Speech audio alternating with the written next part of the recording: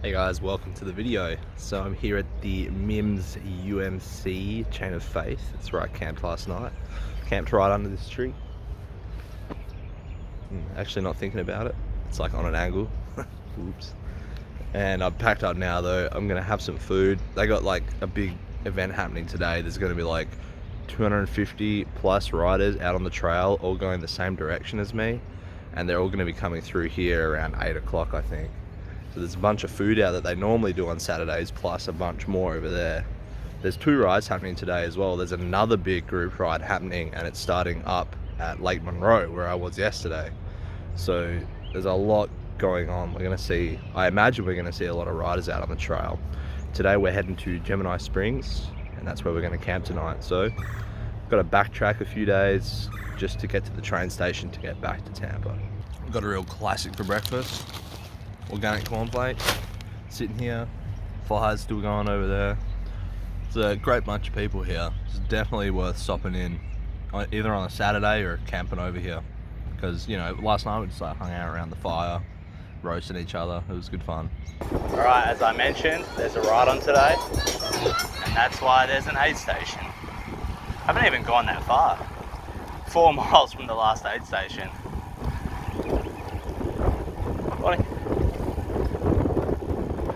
Quite a few riders out this morning, as to be expected.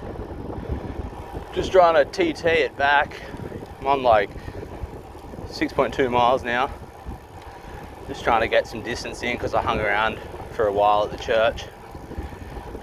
Try and feel like I've done something this morning. But yeah, just pretty much retracing our steps. If you've seen yesterday's video, you've seen some of this stuff. But you know, we always see something new. I mean, it's from the opposite perspective now, at the very least. Look at this coming up on the left, guys. Hey, guy, isn't that so cool? On your right. And look at this one. Hey, that is so cool. So now we're in Maytown. This is where I stopped for lunch yesterday at Virgie's. We are 11.8 miles in, and yeah, it's clearly a rest stop, bunch of people just chilling. I think we're gonna push on though, or at least I am. Hey. They got loud music here and everything. This is just crazy. There's a lot going on. So luckily for us, backtracking this way, the trails are fantastic. You know, if you were backtracking, not that you would have to, I guess, but if you were backtracking on the St. Pete end, you'd have a lot more stop-start. But if you wanted to take the train from Tampa, you could take the ferry from St. Pete over to Tampa, or just ride over. It's about 27 miles, I think, and jump on it there and take the train. Well, I guess you'd have to come back to Orlando or Deland. Morning. How you going? But hey, how you going? But then I guess you could probably, I feel like the way to do it would be to fly to this end and somewhere like as close as you can, and then take the train back and fly back to wherever you're from. Every time I cross these bridges, I'm keeping an eye out for gators. There's a couple guys yesterday saw one under a bridge. Haven't been so lucky yet though. Wow, it's pretty though. Where are all the gators, man? So we're in over an hour in now this morning. Trail's busy, vibrant, as you've seen, which makes it fun and exciting, for sure. But I mean, this trail's just beautiful either way, so definitely no complaints having to ride back. And I'm feeling really strong, I don't know what it is. I felt so tired this morning, but now I'm feeling pretty good, pretty damn good.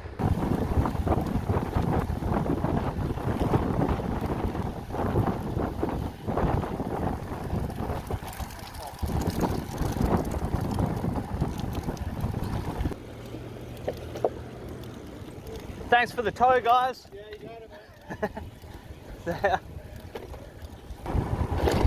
Woo! Those guys just towed me like almost 10 miles.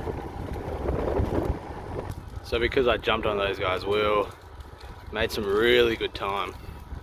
And I think we're almost at the Publix now. and I'll pop in and get some food for lunch and dinner and use the Wi-Fi there. I think because I think we're getting close to the park that it's right near off the trail.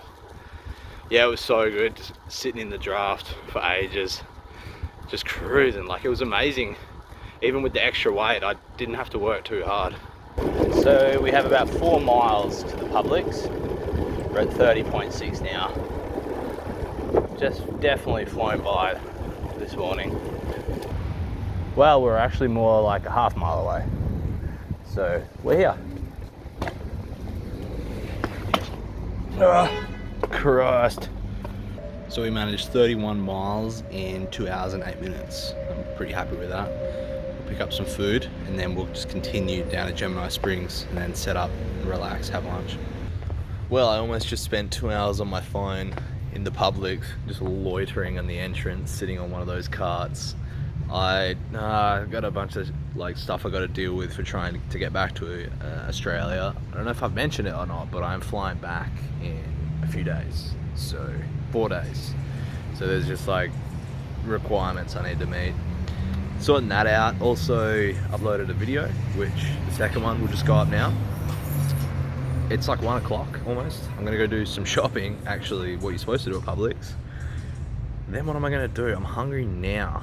I might get a snack, eat it, and then ride, it's like a few miles to the campsite, set up and make lunch. It's probably a good plan. Hey, good you? For those of you that watched my gear check, do you remember that I had like 24 bucks worth of quarters? Well, I've actually carried them right across the state, and I just realized. So I spent like $12 of it, so I still got like 12 bucks of quarters in my old fanny pack here. Definitely want a fanny pack for bike touring. Literally, this is just an Adidas. I bought it off some kid off Marketplace back in Australia. They are so good for touring. You just hook it on your bars, put all your valuables in there, and every time you leave your bike somewhere, just take it with you. It's like so good. Anyway, I got some food here.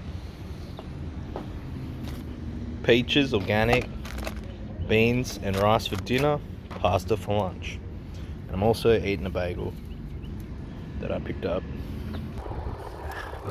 Kidding, man. You want to do a nice video? Oh, and then the bumps. You might recognize this spot. We're back at Gemini Springs. Let's go find the campsite. Alright, so here we are, Gemini Springs. I got some food cooking now. It's a nice spot. There's a sandy area to put the tent up. Lots of open space with other campers. Bunch of cars here, which I think is the day use, so the spot's a little exposed to that, and not quite as shady as Lake Monroe, but it's definitely more quiet. So finally got some pasta cooking. A bit later than what I would have liked. It's almost 2, but I did have a snack at the Publix. I can't wait to eat this. Yes, so good. Pasta, my best friend. So we're at 35.4 miles today, FYI. I wonder what our elevation was. 128 feet. Like nothing. What do you think? Want to swim? We may have a problem though. I don't think there's any showers here. So I just came down to the water. This is a really nice park. We're near Lake Monroe, but I don't know, we're on like a little spring. I guess it's Gemini Spring. Look how clear that water is. Still no sign of any showers. And I think now that I've sort of been walking around, I think that's why I stayed at Lake Monroe, because I think I had in the back of my head that I'd read somewhere that someone in the Coast to Coast group had said that these had no showers, which it's not the end of the world, but last night's shower wasn't, it was like an outdoor shower, so it would have been nice, but I can just wash off under the tap. It's that'll be alright. Just would have been nice. This looks actually so good on camera. It comes out really nice. Yeah, Ocala National lighting's in a Forest good is spot. pretty high ground, Oh yeah? and it's a national forest. So here's the showers. Not the best, but better than no water at all. I feel somewhat clean. And they're new taps, which is nice.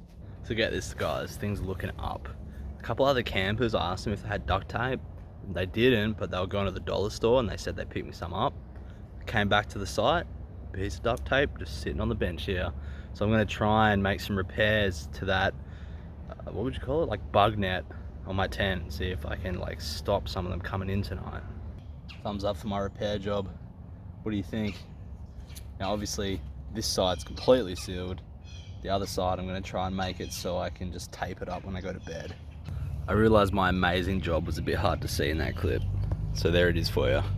But I ran out of tape for the other side. So I think what I'm gonna do is show you.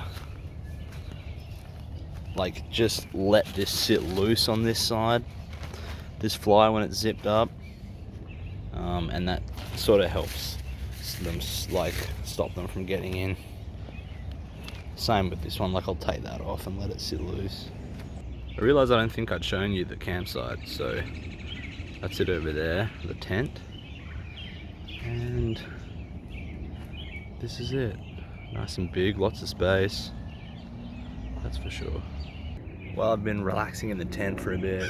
I haven't had much time to just chill on this trip, so it was good to just lay down and watch some downloaded YouTube videos. There's a plane coming overhead. I got some water boiling now. Gonna make up some rice with beans, a bike tour classic for me, and try and get to bed early. I'm feeling pretty damn cooked right now, actually. So I've actually got the collapsible water bottle out. I'm using it for the second time on this trip. Part of me is like, well, don't really need the extra weight of whatever, but it's pretty much the only thing standing between me and like a stealth camp is having enough water. So having this makes it so easy just to fill it up and be like, okay, now I can just camp wherever I want tonight, you know.